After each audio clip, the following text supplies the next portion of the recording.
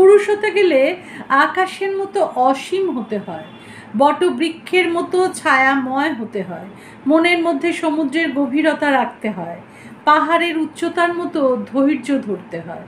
পুরুষ হতে গেলে নীলকণ্ঠের মতো সব বিষ নিজের ভেতর ধারণ করতে হয়। পুরুষ হতে গেলে চোখের জল বুকের ভেতর লুকিয়ে রাখতে হয়। পুরুষ হতে গেলে নিজের শখ আহ্লাদগুলোকে বাক্সবন্দি করে পরিবারের দায়িত্ব পালন করতে হয়।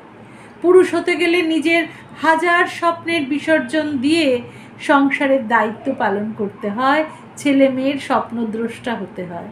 পুরুষ হতে গেলে কান্না মিশিয়ে দিতে হয় বৃষ্টির জলে।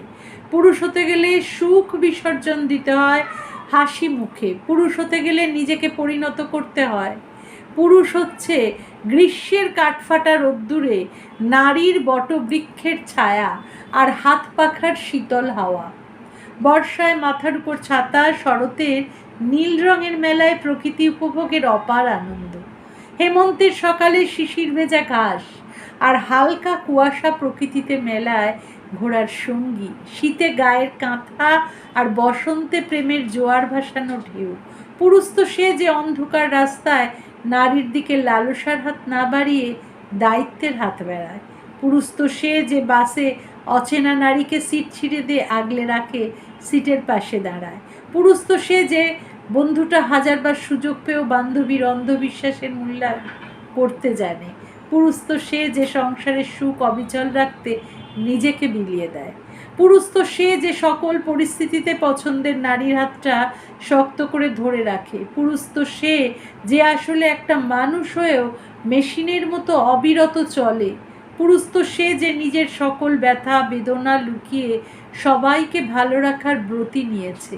পুরুষ হচ্ছে পথ হারানো নারীর পথ দেখানো নাবিক। পুরুষ হচ্ছে নারীর জীবনের ভরাডুবিতে জাদুকরী এক খেয়া।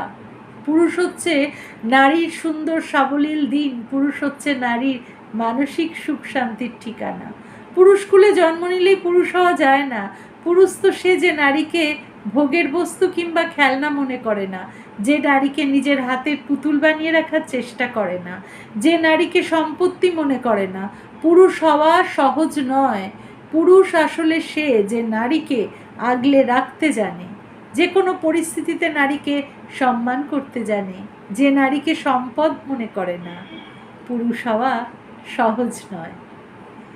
কলমে রুমা রানী ঘোষ, কণ্ঠে রুনা।